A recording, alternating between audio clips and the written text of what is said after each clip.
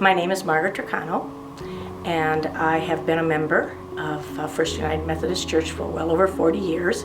I've been in many capacities at the church and have enjoyed all of them. I am a registered nurse. I taught 21 years at Indian Hills Community College and was very much interested in teaching and being part of that organization.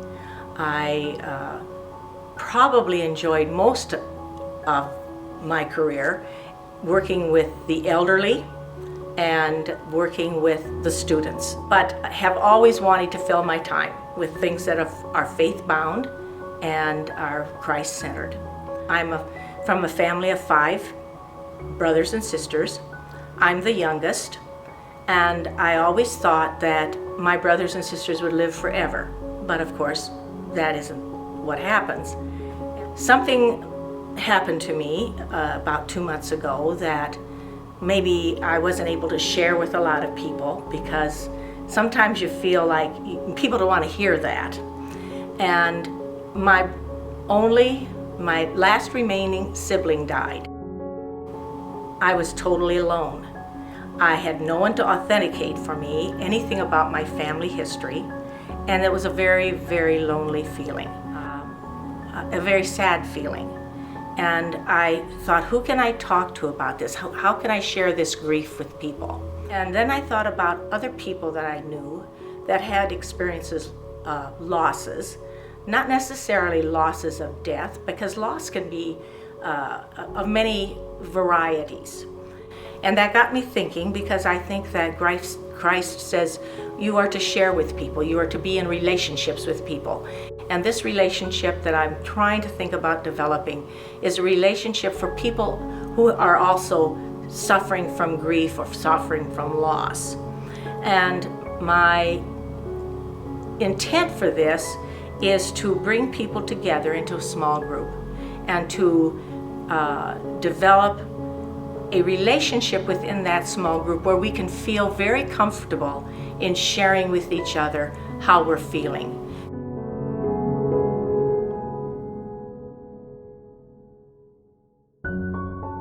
Grief is a very personal thing, and loss is a very personal thing, and it doesn't have to be the death of someone. You can have the loss of a job, you can have a loss of a relationship.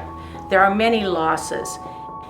I want to have an environment that is safe, loving, and supportive.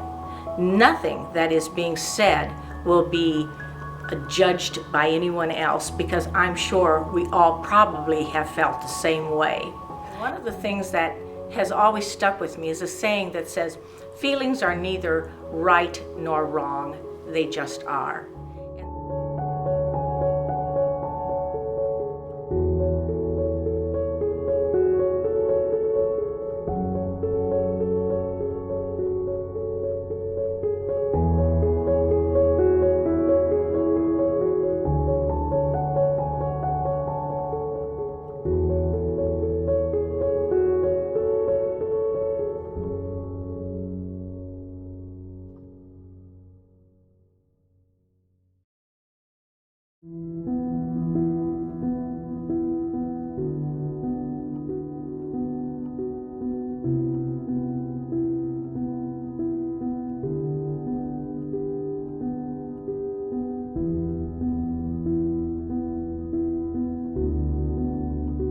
My name is Lori Chaplin, and I'm a member of First United Methodist Church, and I'm also an artist. I have a master's degree in art and design from Iowa State.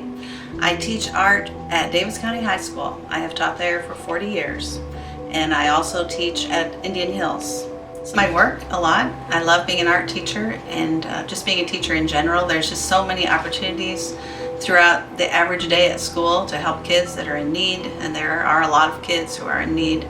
And you're just surrounded all day long with opportunities to try to help somebody, to lift someone's spirits, to make them feel better, to maybe in art to help them to express their feelings and kind of a therapy type thing. A visual journal is simply a sketchbook or a journal that a student keeps, and I have my students do this, where they're recording their life, and it's things that are important and significant in their life are being recorded and expressed. So they use colors and shapes, and they also have to use words. They write quite a bit too.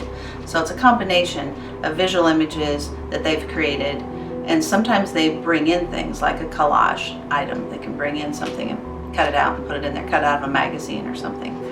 And that's kind of where I got interested in doing visual journals with students. But as I did research, I discovered a whole area that I didn't even know existed of faith journals, where artists are using these visual journals, but they're using it as an expression of their faith. A big misconception might be that people think, oh, you have to be artistic or you have to be good at art in order to be successful at doing visual journaling. And I truly believe that everyone is an artist, and sometimes they don't know it. And I've had many experiences with students, and I've taught students all the way from kindergarten to adulthood who walk away saying, oh my gosh, I didn't know I could do that.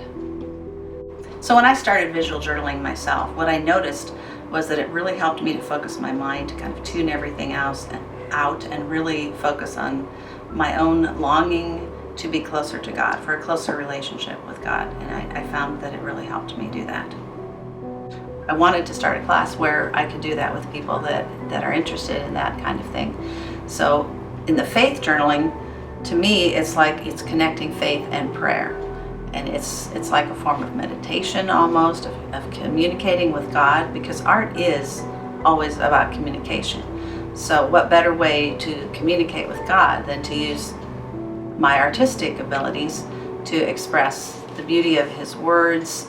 And so I go to the scriptures and I pull from the scriptures something that I want to focus on or meditate on, and then bring it to life with color and paint and kind of express my feelings. And I feel like God's talking to me and I'm communicating with Him, and it's a wonderful experience.